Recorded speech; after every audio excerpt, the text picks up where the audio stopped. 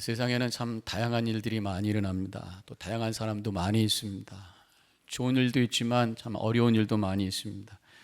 이해할 수 있는 일도 있지만 이해하지 못하는 일도 참 많이 있습니다. 우리 세상을 이렇게 바라보면서 요즘에 지난주도 제가 말씀드렸습니다만 이 테러 이야기를 들으면서 참 이해할 수 없죠. 어떻게 이런 일들이 일어나고 있는가. 결국 미국 안에서까지 지난 수요일 날 테러가 일어나서 많은 사람들이 죽고 또 고통당하고 앞으로 걱정하고 있는 그런 상황 속에 있는 것을 알 수 있습니다. 테러 문제뿐만이 아니라 이 세상을 바라보면서 참 불의한 일들이 너무 많이 일어나고 있잖아요. 독재자들에 의해서 많은 사람들이 희생을 당하고 있고 악덕 기업인들을 통해서 여러 가지 환경이 파괴가 되고 있고 또 멀리까지 생각할 것 없이 우리 주변을 바라보면서 우리 많은 어려움을 또 우리 경험할 때도 있습니다. 거짓에 의해서 남의 것을 빼앗는 그런 사기치는 사람들을 만나는 경우들도 있을 수가 있고요. 또 바로 옆에 가게를 차려가지고 가게에 여러 가지 대미를 주면서 여러 가지 어려움을 주는 그런 사람들도 있고, 뒤에서 험담하면서 사람의 인격을 무너뜨리는 그런 사람들도 있고, 바로 앞에서 말로 상처를 주면서 힘들게 하는 그런 사람도 있고, 이 평화를 만들고 행복한 세상을 만들고 싶은데 자꾸만 그것들을 망가뜨리는 그런 세력들과 사람들이 이 세상에 있는 것을 보면서 참 힘든 그런 마음을 갖게 되죠. 더 힘든 것은 이러한 악한 사람들이 더 잘 살고 때로는 잘 된다는 거죠. 장사도 잘 되고 마음 같아서는 그냥 쫄딱 망했으면 좋겠는데 그렇지도 않고 아이들도 잘 되고 이제 그런 모습을 보면서 참 이해가 안 된다 이런 생각을 할 때가 있다는 것입니다. 바로 그 마음이 오늘 시편 기자의 마음인 것이에요. 시편 오늘 봉독한 말씀 그 앞쪽에 보면은 악한 일을 행한 사람들이 걱정 근심도 없이 재산도 늘어가는 것 같고 잘 사는 것 같다는 그 탄식을 하면서 16절에서 이렇게 고백을 합니다. 내가 어쩌면 이를 알까 하여 생각한즉 그것이 내게 심한 고통이 되었더니, 이해해 보려고 내가 고민하면 고민할수록 생각하면 생각할수록 더 답답하고 힘들다 그런 얘기입니다. 도대체 어떻게 살란 말인가? 산다는 게 무엇인가? 지금 악한 사람이 저렇게 판을 치면서 활개를 치는데 하나님의 말씀대로 의롭게 산다는 게 도대체 무슨 의미인가? 라는 그런 생각이 들더라는 거죠. 그래서 시편 기자는 13절에서 이렇게 고백합니다. 내가 내 마음을 깨끗하게 하며 내 손을 씻어 무죄하다 한 것이 실로 헛되도다. 내가 의롭고 바르게 산다는 게 별로 의미가 없는 게 아니냐라는 그런 절망감까지 들더라. 그런 고백을 하고 있는 것입니다. 혼돈이 되고 억울하고 속이 상하는 그런 마음에서 생기는 그런 솔직한 고백을 여기서 하고 있는 것이에요. 일단 우리가 생각해야 될 것은요, 이 세상은 참 이해할 수 없는 일들이 실제로 일어나고 있는 것이 우리의 현실이라는 것입니다. 악한 세상에 악한 사람들이 살기 때문에 일어나는 것입니다. 의와 선보다는 악이 활개치는 것 같을 때가 있고, 때로는 의와 선이 힘을 못 쓰는 것 같은 때가 있습니다. 사탄을 그래서 공중권세 잡은 자다 이렇게 성경에서 표현을 하고 있습니다. 우리가 현재라는 시간과 내가 볼 수 있는 물질적인 세계만 바라보면 아무리 생각해도 이해 안 되는 그런 부분들이 있을 수밖에 없다는 것입니다.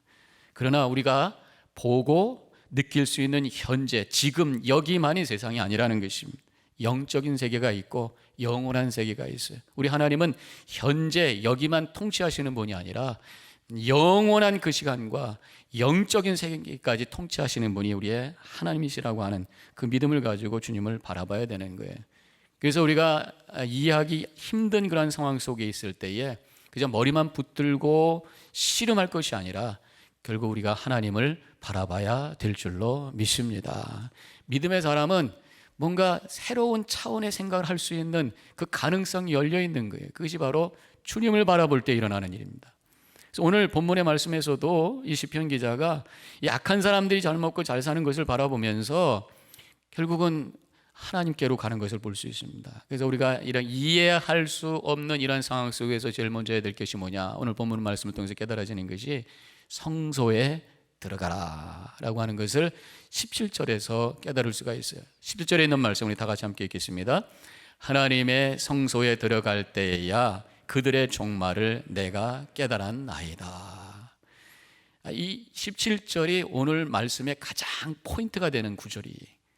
앞절까지는 고민하는 그런 말씀입니다. 갈등하는 말씀이, 그런데 이 17절을 통해서 이것이 완전히 새로운 그런 어떤 전환이, 반전이 되고 있습니다. 갈등하던 시편 기자가, 억울함 속에 있던 시편 기자가 새로운 깨달음을 갖고 새로운 차원의 생각을 하며 새로운 사연의 삶으로 변화되는, 그것이 바로 이 17절 하나님의 성소에 들어갔을 때 새로운 깨달음이 왔다, 이런 고백을 하는 것입니다.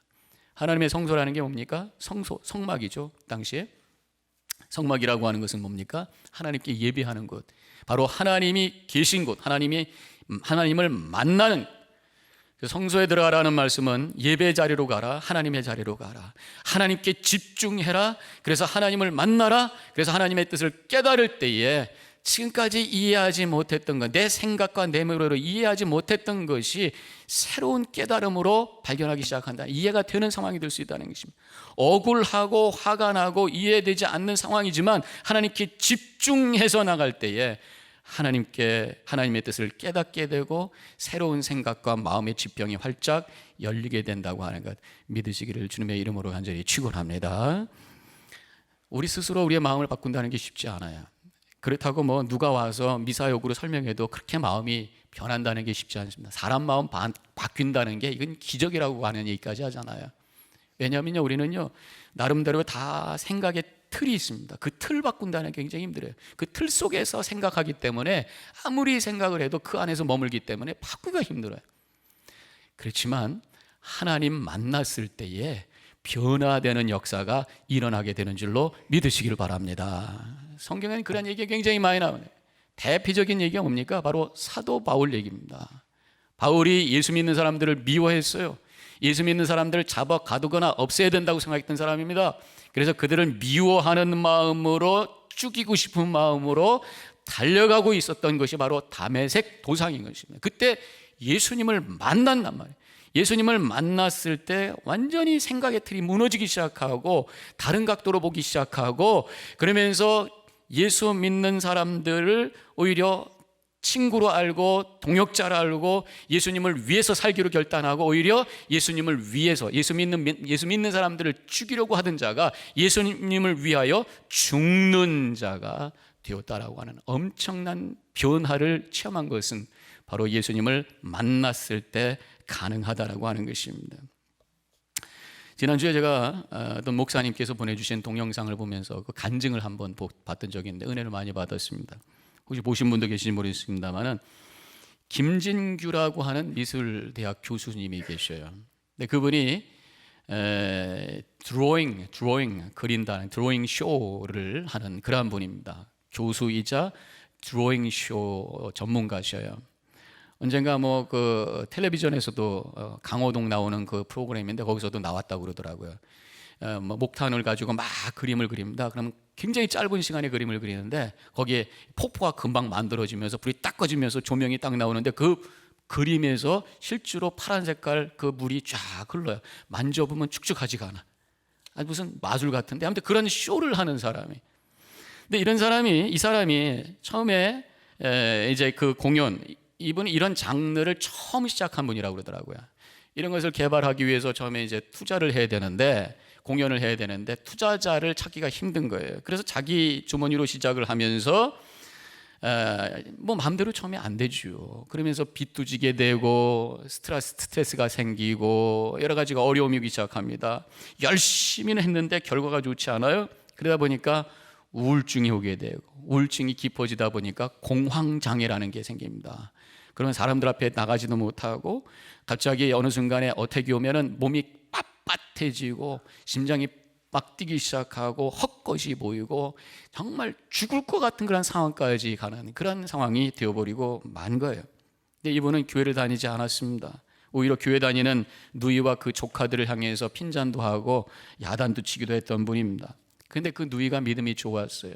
그 동생을 굉장히 사랑해 줍니다. 나중에 알고 봤더니 8년 동안을 그 동생을 위해서 하나님께 기도의 일기를 쓰셨다는 거예요. 얼마나 그 동생을 위해서 기도를 많이 했겠는가 알 수가 있잖아요.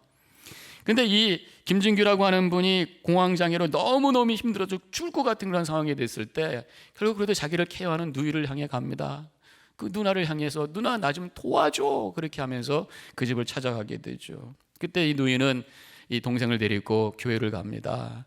그러다 결국은 나중에 기도원을 데리고 가는 거예요. 아직 믿음이 없습니다. 교회 가도 무슨 말씀인지 모릅니다. 그래도 기도원에 가자고 그러니까 쫓아는 가는데 마치 감옥에 가는 느낌으로 쫓아갔다고 그래요. 그래도 할 수 없어요. 너무 힘드니까. 그래서 기도원에 갑니다. 기도원에 가서 이제 기도하는 데니까 마지막 이런 생각이 들더래요. 너무 힘드니까 기도라도 하고 죽자, 이런 마음이 생기더래요. 예수 믿지도 않는데도. 그래서 기도하려고 하는데 기도를 생전해봤어야지. 그래서 어떻게 할 줄 모르는 거예요. 그렇지만 본인의 표현으로 얘기하면은 아주 오장육부를 다 드러낸 고백을 하게 되는데, 나 좀 살려주세요, 나 좀 살려주세요, 나 좀 살려주세요 라는 그러한 고백을 하면서 하나님께 기도를 하기 시작합니다. 가슴으로 진실하게 겸손하게 최선을 다해 마음을 열고 나름대로 기도를 하는 거예요. 그러다 회개의 기도가 생기기 시작하고 터지기 시작하고, 나중에 그가 환상을 봅니다. 기적이 일어납니다. 환상을 보는데 자기가 운전을 하는데 양쪽 길이 다 하얘지고 길만 보이더라는 거예요. 길만 보이는데 길 끝에 예수님의 형상이 쫙 올라오는데 그 뒤에서 후광이 비춰지는데 자기가 상상하기 힘들 그 아름다운 찬란한 밝은 빛이, 그분 표현으로는 세상에 있는 모든 보석을 다 모아놓은 데서 흘러나오는 듯한 강렬한 그런 빛이 발하기 시작하면서 예수님의 얼굴이 클로즈업이 되는데, 예수님께서 자신을 바라보시는데 불쌍한 얼굴로 바라보시더라는 것입니다.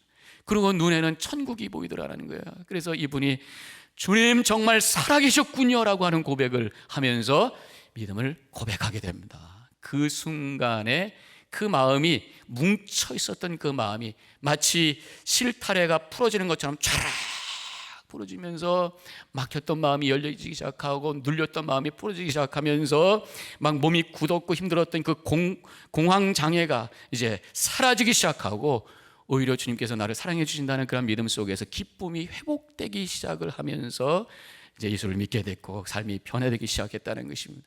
그러면서 그분이 하는 얘기가, 자기는 예수 믿기 전까지는 술고래였대요. 술을 엄청 많이 마셨대요. 근데 예수 믿고 나서는 술도 하나도 안 마시는데 마실 이유가 사라졌대요. 이렇게 기쁜데 내가 마실 이유가 뭐냐라고 하면서 지금은 간증하면서, 지금까지는 세상을 위해서 그림을 그리면서 드로잉 쇼를 했는데 이제는 예수님을 보여주는 복음의 드로잉 쇼를 하면서 그리스도를 증거하는 사람으로 변화되는 줄로 믿습니다. 저기서 깨닫는 것은 인간의 생각을 가지고는 생각이 바뀌지가 않아요. 주님을 만날 때 사고의 틀이 녹아지기 시작하고 영적인 세계가 열리면서 새로운 생각이 들어가고 새로운 것을 보면서 새로운 깨달음이 있게 되고, 그래서 삶의 방향이 바뀌고 마음이 바뀌고 생각이 바뀌더라는 것입니다. 내 생각 속에는 억울하고 화가 나고 있는 마음이 들 수가 있을지 모르지만, 하나님을 만날 때에, 하나님이 나를 만지시기 시작할 때에 그래서 새로운 차원의 생각과 마음이 생긴다라는 것이, 오늘 본문에서는 이제 하나님을 바라보면서 예배하면서 나갔더니 시편 기자가 이제 주님 성소에 들어갔더니 깨달음을 갖게 되었는데, 그 깨달음이 뭐냐라는 말씀을 18절에서 이렇게 하고 있습니다. 다 함께 읽습니다. 주께서 참으로 그들을 미끄러운 곳에 두시며 파멸에 던지시니. 이분이 깨달은 것은, 시편 기자가 깨달은 것은 악을 행하는데도 잘 되는 것이 그게 잘 되는 게 아니다라는 것입니다. 지금까지는 악을 행하는데도 왜 저 사람들 잘 되고 있어? 그 때문에 속이 상하고 억울하고 화가 났었다 그런 얘기입니다. 근데 주님을 만났더니 그것이 잘 되는 것이 아니라 오히려 그것이 파멸의 길로 가는 것이다라는 것을 깨달았다는 것입니다. 죄를 짓는데 잘 되는 것이 복이 아니라 파멸로 내려가는 미끄럼틀이다라고 하는 것을 발견했다는 것이 바로 이 말씀의 고백인 것입니다. 그렇다면 이것을 바꿔보면요, 우리가 죄 짓고 어려울 때에, 부족할 때에 어려움이 온다면 오히려 그것이 복이구나 그렇게 생각해야 돼. 우리 삶 속에 어려움이 오면 하나님께서 회개하라고 하시고 나를 새롭게 만들어 주시기 위한 은혜의 기회구나, 이렇게 고백하시기를 주님의 이름으로 간절히 축원합니다. 그러면서 우리가 약간 올라가는 거예요. 그런데 죄를 지어도 멋대로 살아도 어려움이 없고 그냥 별일 없이 잘 되기만 한다면 그게 더 큰 심판 속에 지금 던져지고 있는 것이구나 라고 하는 것을 알아야 된다는 거예요. 로마서 1장 28절에서 사도 바울도 이렇게 고백합니다. 또한 그들이 마음에 하나님 두기를 싫어하며 하나님께서 그들을 그 상실한 마음대로 내버려 두사 합당하지 못한 일을 하게 하셨으니, 지금 하나님을 두기 싫어하는, 하나님을 믿지 아니하는 그 불신의 마음 속에서 하나님께서는 그냥 내버려 두셨다, 그냥 멋대로 하도록 내버려 주셨다. 그래서 그 구절 앞뒤로 보면은 내버려 주셨다는 단어가 굉장히 많이 나옵니다. 악한 자들이 큰 어려움 당하지 않고 그냥 살도록 내버려 두는 것이 오히려 하나님의 더 큰 심판이다 라고 하는 것이 사도 바울의 고백인 것이에요. 결국은 우리가 믿는 것은 하나님께서 때가 되면은 공의로 심판할 때가 온다라는 것입니다. 내가 정죄하는 것이 아니라 하나님께서 알아서 심판하실 때가 온다라는 거예요. 그렇다고 해서 하나님이 심판하실 때를 우리가 기다리면서 저 사람 언제 망하나 그리고 바라보고 기다리라는 말씀이 아닙니다. 그 얘기는 무슨 말씀이냐면 내가 심판하고 내가 재판하고 내가 정죄하라고 하는 마음 하나님께 내어 맡기고 나는 억울함과 우울함 속에 살지를 말고 거기서 빠져나와서 기쁨과 감사함 속에 자유함 속에 주님의 뜻을 이루면서 열심히 살라고 하는 말씀인 줄로 믿으시길 바랍니다. 억울한 일을 당할 때 잘못되면 거기에 묶일 때가 있습니다. 미움과 원망에 가득 차서 아무것도 못해요. 이것은 어리석은 사람이라는 것입니다. 다 맡기고 우리는 거기서 빠져나와서 열심히 살라고 하는 말씀이에요. 그래서 오늘 본문의 말씀에서도 바로 두 번째, 이해가 되지 못할 때 우리가 어떻게 될 것인가, 주님의 인도하심을 받으라는 메시지를 오늘 말씀에서 찾을 수가 있습니다. 시편 기자는 이제 이런 것을 깨달았어요. 악을 행하는 자가 잘 되는 것은 파멸로 미끄러지는 그러한 길에 서 있다고 하는 것을 깨달았습니다. 그러면서 그가 고백하는 것이 뭐냐면 그 전에 그런 사람들을 바라보면서 괴로운 마음을 가졌던 것이 부끄럽다고 고백을 하고 있습니다. 21절과 22절에 이렇게 쓰여져 있어요. 다 같이 읽습니다. 내 마음이 산란하여 내 양심이 찔렸나이다. 내가 이같이 우매무지함으로 주 앞에 짐승이오나. 그것 때문에 억울해하고 그것 때문에 내가 거기에 묶여가지고 힘들어했던 내 모습이 참 어리석습니다. 그런 말씀입니다. 내가 이제 그 자리에서 빠져나오겠습니다. 하나님께 다 맡기고 나는 이제 하나님의 인도하심 가운데 살겠습니다 라는 고백을 24절에 계속해서 이렇게 또 말씀을 하고 있습니다. 주의 교훈으로 나를 인도하시고 후에는 영광으로 나를 영접하시리니. 이제 내가 묶여있던 것에서 빠져나와서 오히려 힘들어하고 고통스러웠던 이 경험을 통해서 주님의 교훈을 받아 주님의 인도하심 속에 살겠습니다. 하나님께서 우리에게 교훈을 주시는데 두 가지 방법으로 주십니다. 말씀을 통해서 직접 주시기도 하고요, 우리의 삶의 어려움과 갈등을 통해서 깨닫게 하시는 교훈이 있다는 것입니다. 저는 이 교훈이라고 하는 것이 이 시편 기자가 고민하고 힘들어했던 그 과정을 통해서 깨달아진 교훈을 의미한다고 생각을 했습니다. 새로운 깨달음을 통해서 교훈을 받아서 새로운 삶으로 하나님께서 인도해 주시는 대로 내가 그렇게 살겠습니다 라고 하는 것이 시편 기자의 고백인 것입니다. 믿는 사람들은요, 여러 가지 이해하지 못하는 상황 속에 던져질 때, 어려움 속에 있을 때 오히려 그것을 하나님께서 우리에게 새로운 것을 깨닫게 해주시는 새로운 교훈을 받는 기회로 만들어야 될 줄로 믿습니다. 예를 들어서 어떤 문제에 내가 실망을 했어요. 실망하고 좌절하고 땅바닥 치고 있는 것이 아니라 실망 속에서 오히려 소망을 배우는 기회가 되어야 될 줄로 믿습니다. 세상이 어두워지면 어두워질수록 빛이 밝아지는 것처럼 실망하고 있을 때 주님을 바라보면서 오히려 거기에서 더 강렬한 희망의 메시지를 우리가 듣는 거란 말이에요. 또 내 속에 미움과 분노가 막 생기고 있을 때에 주님을 바라보면서, 아니 십자가를 바라보면서 오히려 더 강렬한 하나님의 용서와 사랑의 메시지를 깨닫는 순간이 되어야 된다는 거예요. 씩씩거리고 미워하면서 그러면서 눈 흘기고 사는 것이 아니라 오히려 그때 십자가를 바라보면서 나를 용서해 주신 하나님의 은혜를 새롭게 깨닫고 오히려 십자가를 통해서 내가 그 사람을 용서해야 되겠다고 결단하면서 선포할 수 있는 그런 기회로 만들어 가야 된다는 거예요. 이것이 바로 하나님의 교훈을 따라서 나를 인도해 주시는 주님의 인도하심 따라서 내가 사는 모습이라고 하는 것입니다.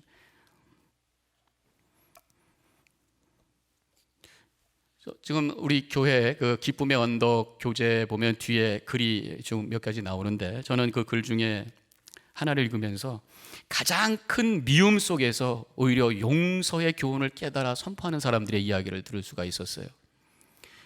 거기에 보면은 용서하는 사랑은 위대하다 그런 글이 있더라고요.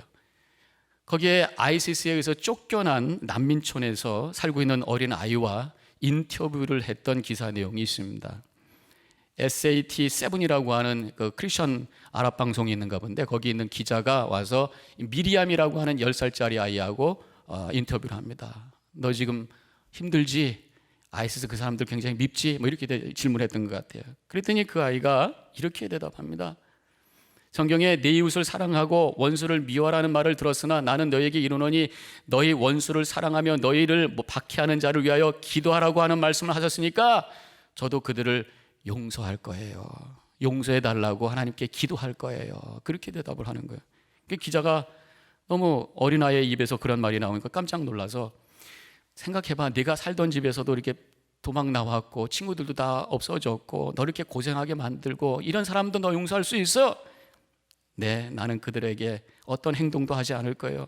하나님께서 그들을 용서해 달라고 기도할 거예요. 너도 그러면 용서할 수 있어? 네, 하면서 까딱까딱 하고 있는 그런 어린 소녀의 모습을 볼 수 있었다고 하는 것입니다. 또 다른 사람하고 인터뷰를 하는데 아이시스에서 2명의 형제를 잃은 리비아 출신 바시르 에스테파노스라고 하는 분과 인터뷰를 하는데 그가 이렇게 말을 했다고 합니다. 아이시스가 나의 2 형제를 참수했으나 그들은 그들의 믿음과 예수님은 참수하지 못했습니다. 당시 오디오를 편집하지 않아 순교한 분들의 신앙 고백을 들을 수 있게 되어 감사합니다. 하나님이 살해자들을 무지함에서 구해주시기를 기도합니다. 60세이신 우리 어머니는 만일 아이시스 대원들이 우리 마을에 있다면 그들을 집으로 초대해 하나님께 그들의 눈을 열어달라고 기도하신다고 말씀하십니다. 극단적인 그런 미움과 분노의 상황이 들 수 있는 그 상황 속에서 오히려 용서의 교훈을 깨달아 그들을 용서를 선포하고 있는 이런 귀한 모습을 우리가 보게 됩니다. 너무나도 감동스러운 고백이, 고통과 분노 속에서 용서할 수 있는 그 능력, 그것이 바로 믿음이라는 거예요. 고통과 미움으로 인생을 끌고 가지 아니하고 고통과 미움 속에서 오히려 주님께서 주시는 용서의 교훈을 새롭게 깨달아 그것을 선포하며 하나님의 뜻을 향해 주님의 인도하심 속에 걸어나가는 우리 모든 믿음의 소유자들이 되어주시기를 주님의 이름으로 간절히 축원합니다. 억울함이 올 때 오히려 믿음을 통해서 은혜를 깨닫는 기회가 되어야 돼요. 억울함이라는 게 뭡니까? 내 것을 잃어버릴 때 와지는 억울함이 있잖아요.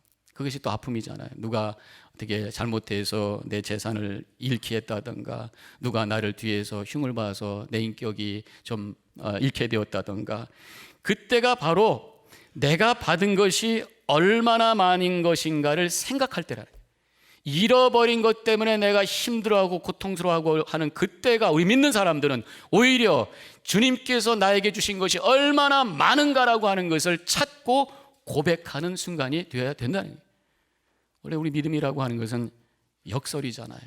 십자가라고 하는 것이 역설이잖아요. 가장 고통스러운 십자가의 사건이 가장 큰 구원의 역사가 이루어지는 순간이었고, 가장 큰 그 죽음의 순간이 가장 큰 생명의 순간이었고, 가장 낮아지신 그 순간이 우리 주님께서 가장 높여지신 그런 순간이었다고 한다면, 가장 힘든 그 순간에, 가장 아픈 그 순간에 오히려 하나님의 진리를 깨닫고 그 교훈을 받아서 하나님의 이끄심에 따라갈 수 있는 결단의 순간이 되어져야 될 줄로 믿습니다. 그것이 바로 믿음이라는 것이. 지금 시편 기자는 세상의 불공평함의 모습을 바라보면서 억울한 마음을 갖고 있었지만 다시 주님을 만난 다음에 자신이 얼마나 복받은 사람인가를 깨닫게 됨을 고백하고 있어요. 그래서 마지막으로 우리가 이해하지 못할 때 해야 될 것이 뭐냐? 참 복을 깨달으라는 것입니다. 이 시편 기자가 28절 마지막 절에서 이런저런 얘기를 쭉 고백한 다음에 마지막 절에 가서 이렇게 고백을 합니다. 다 같이 함께 읽습니다. 하나님께 가까이함이 내게 복이라. 불의한 자들이 잘 되고 나는 열심히 살지만 뭐가 어려운 것 같은 이러한 억울함과 같은 상황 속에서 다시 주님을 바라보면서 주님께 가까이 하는 것이 내게 복입니다 라는 고백을 하면서 다시 한번 새롭게 결단하는 모습을 보게 됩니다. 왜 하나님께 가까이 가는 것이냐? 26절에서 시편 기자가 이렇게 고백을 했어요. 다 같이 읽습니다. 내 육체와 마음은 쇠약하나 하나님은 내 마음의 반석이요 분깃이시나. 분깃이시라. 바로 내 마음은 약해지고 힘들지만 하나님이 나에게 반석, 큰 바위와 같은 힘이 되시고, 분깃이라고 하는 건 뭐예요? 나의 목, 영어로는 my portion, 나의 어떤 나에게 주어진 그것, 재산, 바로 하나님은 나의 재산이시고 나의 힘이시다 라고 고백하면서 튼튼히 우뚝 서고 있는 모습을 얘기합니다. 우리 한국말로 쉽게 얘기하면 백이라는 거예요. 백이라는 게 뭡니까? 핸드백이 아니라 나의 뒤에서 지켜주시는 하나님의 뜻을 얘기하는, 하나님의 은혜를 얘기하는 것입니다. 반석은 큰 바위입니다. 비가 와도 흔들림이 없는 곳이에요. 마태복음 7장에 보면은 반석 위에 있는 지은 집과 모래 위에 지은 집을 얘기하고 있습니다. 비가 오지 않을 때는 다 괜찮아요. 그래서 쉽게 모래 위에다 짓습니다. 그러나 우기가 되면 비가 한꺼번에 쏟아지면요, 이 모래 위에 집은 집은 넘어지게 돼 있어요. 모래라고 하는 것은 내 능력과 내 재산과 건강과 가족과 내 사업이, 그것이 흔들리면 그 집은 무너지게 돼 있습니다. 그러나 언제나 변치 않으시는 바로 반석이 되시는 주님의 말씀 위에, 주님의 그 마음 위에, 그 믿음 위에 내 인생을 지었을 때에 여러 가지 도전이 오고 어려움이 와도 흔들림이 없이 굳건히 서서 힘있게 나가게 되는 줄로 믿으시기를 주님의 이름으로 간절히 축원합니다. 그래서 그것이 바로 복이라는 거예요. 내가 그러한 것을 소유한 자가 되었다고, 하나님께 내가 가까이 갈 수 있는 그 믿음을 가졌다고 하는 것이 내가 복이다라고 하는 거예요. 하나님은 나의 백이다, 하나님은 나의 재산이시다, 하나님은 나의 힘이십니다 라는 고백을 통해서 그 모든 어려움을 극복할 수 있는 믿음의 삶을 살아야 된다는 것입니다. 여러분들은 어떤 복을 구하고 계세요? 세상의 복을 구하셔요? 우리가 필요한 것이 있습니다. 그러나 그것보다 더 귀한 복이 바로 우리 하나님께 가까이 하는 것인 줄로 믿으시기를 주님의 이름으로 간절히 축원합니다. 아래에서 흔들림이 없이 나를 떠받쳐 주시고 뒤에서 나를 밀어주시고 튼튼한 백이 되시는 주님을 바라보면서 힘있게 걸어가심으로 주변에 이해되지 않는 상황 속에서도 흔들림이 없이 오늘 이 예배를 통해서 주님의 뜻을 발견하고 주님의 이끄심 속에서 승리의 삶을 살아나가는 여러분과 제가 되기를 주님의 이름으로 간절히 축원합니다. 기도하십시다.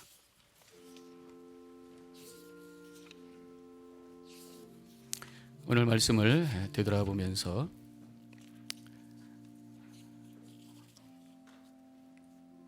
내 주변을 되돌아보시고, 때로는 우리 속에 이해하기 힘든 상황 속에 던져질 때 우리가 해야 될 것은 바로 성소에 들어가는 것입니다. 하나님 앞으로 가는 것입니다. 그래서 그 주시는 새로운 깨달음을 가지고 주님의 이끄심을 따라서 걸어가는 것입니다. 더 나아가서 바로 주님께 가까이 하는 것이 복인 것을 고백하면서 나의 반석과 나의 분깃이 되시는 주님을 붙들고 자신 있게 우뚝 서서 미래를 향해 걸어갈 수 있는 그런 결단의 시간이 되시기를 바랍니다. 잠깐 묵상 기도합니다.